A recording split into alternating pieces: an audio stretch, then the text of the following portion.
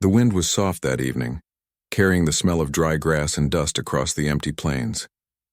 The sky was painted with shades of orange and red as the sun began to fall behind the hills. Luke Carter rode slowly on his brown horse, the leather saddle creaking under him. He was tired after a long day of fixing fences and moving cattle.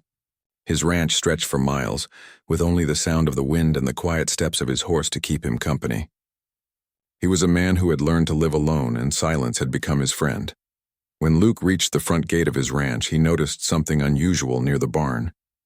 At first he thought it was a shadow or an animal trying to find shelter, but as he came closer he saw a girl standing there.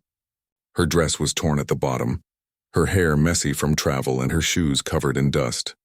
She looked like she had been walking for days. Luke slowed his horse and studied her carefully. She seemed frightened, yet she didn't run.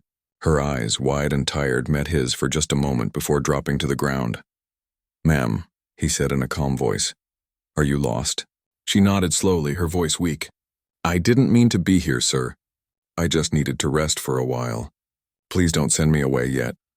Luke dismounted and walked closer, his boots crunching on the dry earth. "It's a long way to town from here," he said.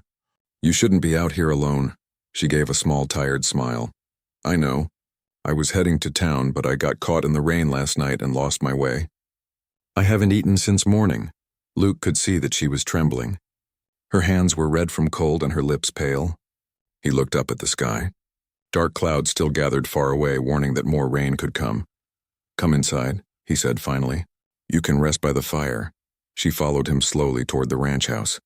Her steps were unsteady, and Luke could tell she was running on nothing but hope. Inside, the room was warm and simple. Wood walls, an old chair, a small table, and a stone fireplace that still held some warmth.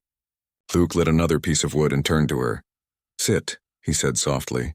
"I'll get you something to drink." She sat down near the fire, wrapping her arms around herself. When he handed her a tin cup of warm coffee, she held it carefully as if afraid to spill it. Steam rose and she closed her eyes for a moment, just feeling the warmth. "What's your name?" Luke asked. "Clara," she said. "Clara Miles. I'm Luke Carter," he replied. "This is my ranch." "You came from far away, Clara." She nodded slowly. "I worked at a small ranch in Kansas. But things changed. I had to leave." Luke didn't press her for details. He had seen enough in life to know that everyone carried their own kind of pain. Instead, he said, "You can sleep in the spare room tonight. It's not much, but it's clean and warm." Her eyes filled with tears. "I don't know how to thank you." "You don't need to," Luke said quietly. "You just need to rest." That night, while Clara slept, Luke sat by the fire thinking about her. She looked too gentle for the roughness of the land, too kind to have wandered alone across such harsh country. Something in her face reminded him of peace, something he hadn't known in years. The next morning, Luke found her already awake. She had swept the floor, washed her cup, and was feeding the chickens outside. When he stepped out, she looked embarrassed. "I hope you don't mind," she said quickly. "I thought I should help since I stayed the night." Luke smiled a little. "You didn't have to, but I appreciate it." She smiled back shyly. "It feels good to do something useful." Days passed, and Clara stayed a little longer. Luke told himself it was only until she found a way to town, but deep down he didn't mind her company. She helped with cooking, gathered eggs, and sometimes hummed soft songs while washing clothes by the creek. The sound of her voice filled the quiet places of the ranch. One afternoon, while Luke was repairing a fence, Clara brought him water. The sun was high and sweat ran down his neck. She watched him work, his calm movements steady and sure. When he finished, he looked up at her. "You work too hard," she said. He wiped his forehead. "That's ranch life. You either work hard or the land gives up on you." She smiled faintly. "Maybe that's why it suits you. You don't give up easy." Luke was quiet for a moment. Her words reached a place inside him he didn't know was still open. "That's just how I was raised," he said. She looked at him for a long moment. "No," she said softly. "That's how good men are." He didn't know what to say, so he went back to work. But her words stayed with him all day. That evening, while the light faded behind the hills, a rider appeared on the horizon. The man rode fast, and even before he reached the gate, Luke could feel trouble coming. The stranger stopped in front of the porch and looked around sharply. His eyes landed on Clara, who had come out of the barn, and a dark grin spread across his face. "There you are," the man said, pointing at her. "You think you can run from me?" Clara stepped back, her face pale. "Please," she whispered. "Don't let him take me." Luke walked forward, his expression calm but his eyes cold. "Who are you?" The man straightened his coat. "Name's Walter. That girl worked for me. She ran off owing me money." "She doesn't owe you anything," Clara said, her voice shaking. "He's lying. He wanted me to marry him. When I said no, he locked me in his house. I had to escape." Luke didn't take his hand off his belt. "You should leave," he said to Walter. The man laughed. "You don't even know her, rancher. She's nothing but trouble." Luke's voice was steady. "You need to leave my land." Walter took a slow step forward. "You planning to fight me over a runaway?" Luke didn't move. His hand rested near his holster, though he didn't draw. His stare was enough. The air grew still. Finally, Walter spat on the ground and turned his horse. "You'll regret this," he growled before riding away into the dusk. When he was gone, Clara dropped to her knees, shaking. Luke walked over, placing his coat around her shoulders. "You're safe now," he said quietly. "No one's taking you anywhere." Tears filled her eyes. "Why did you stand up for me?" He looked down at her. "Because it was the right thing to do." She tried to speak but couldn't. Instead, she nodded and wiped her eyes. Luke helped her to her feet and led her inside. Later that night, rain began to fall softly against the windows. Clara sat near the fire, wrapped in Luke's old coat. He was fixing the window shutter that had come loose in the wind. She watched him for a while, her eyes soft and thoughtful. Finally, she spoke in a quiet voice. "You're the kind of man I was meant for." Luke paused. He turned and their eyes met. She looked down quickly, her cheeks warm. "I'm sorry," she whispered. "I shouldn't have said that." He didn't answer for a moment, then said gently, "You should rest now." She nodded, but as she turned toward her room, she gave one last look at him. He stood by the window, his shadow tall and steady against the firelight. That night, as thunder rolled far away, Luke sat alone for a while, listening to the rain. He didn't know what would happen next, but one thing was clear. His quiet world had changed the moment that girl stepped onto his land. And somewhere deep inside, he wasn't sure he wanted it to go back to the way it was. The morning after the storm was calm and clear. The air smelled fresh and small puddles shimmered under the morning sun. Luke stepped outside early, his hat low over his eyes, and breathed in the cool air. He had been awake most of the night, thinking about the girl sleeping in the spare room. Something about her words still echoed in his mind. "You're the kind of man I was meant for." It was a simple sentence, yet it had shaken him more than anything else in years. Inside the house, Clara was already awake. She had made breakfast, simple cornbread and coffee. When Luke entered, she smiled softly. "I hope you don't mind." "I just thought I could help," Luke nodded. "You don't have to keep doing chores, Clara. You're my guest." She looked down, stirring her cup. "I don't want to be just a guest. I want to help. It makes me feel like I belong somewhere again." He didn't argue. There was something peaceful about seeing her in the kitchen. Her soft voice and gentle hands had brought life back into the quiet house. For years, Luke had eaten alone at that same table, hearing only the ticking of the clock. Now there was laughter, soft footsteps, and the sound of someone humming while cooking. After breakfast, Clara joined him outside to help feed the horses. She was wearing one of Luke's old shirts that hung loosely on her frame, and a clean skirt she had washed herself. Her hair was tied back with a ribbon she had found in a drawer. "You sure you can handle this?" Luke asked, smiling a little as she tried to carry a bucket of grain. "I can manage," she said, her face lighting up with determination. She stumbled a little, and Luke caught the bucket before it spilled. Their hands brushed for a moment and both froze. Clara laughed softly, breaking the silence. "Guess I still have a lot to learn." Luke looked at her kindly. "You'll learn fast." For the next few days, they worked side by side. Luke taught her how to saddle a horse, how to gather eggs without scaring the hens, and how to carry hay properly. Clara listened to every word, eager to help, eager to stay. Sometimes in the evenings, they would sit by the porch after dinner, watching the sky turn purple and gold. Clara often asked about his life before the ranch.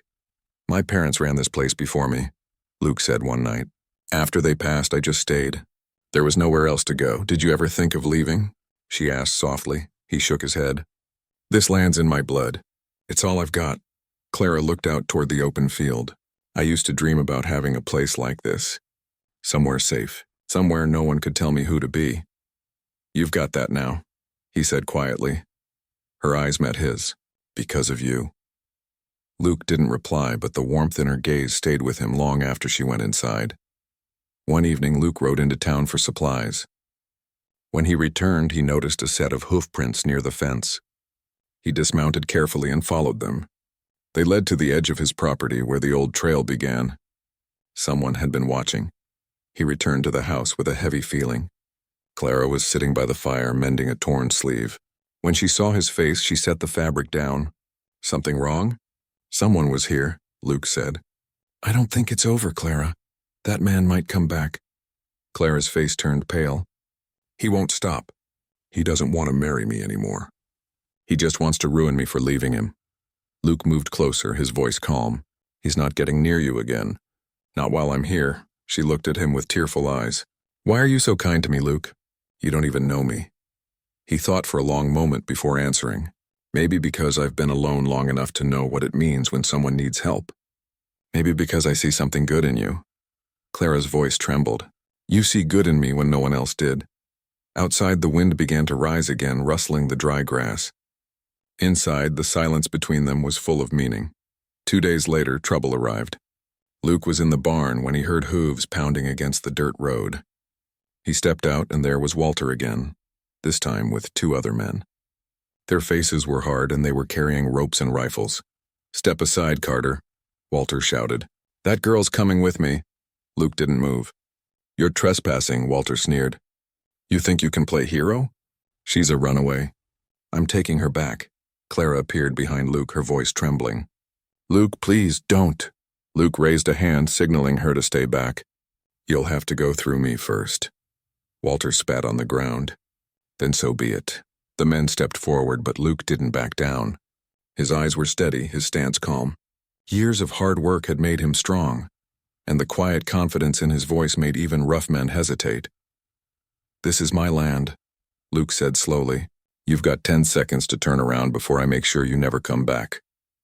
There was something in his tone, firm, cold, unshakable, that made the men stop. Walter looked at him, trying to read if he was bluffing, but Luke's hand rested near his rifle. Finally, Walter cursed under his breath and turned his horse. You'll regret this, he shouted as he rode away. You'll both regret it. When the sound of hooves faded, Clara ran to Luke, tears streaming down her cheeks. He'll tell people lies about you, she said. They'll come after you too. Luke smiled faintly. Let them talk. I know what's right. She placed her hand over his. You shouldn't risk your name for me. I'm not risking it, he said softly. I'm living by it. That night, Clara couldn't sleep. She stepped outside and found Luke sitting by the porch watching the stars. She sat beside him quietly. The air was cool and the land around them was peaceful again.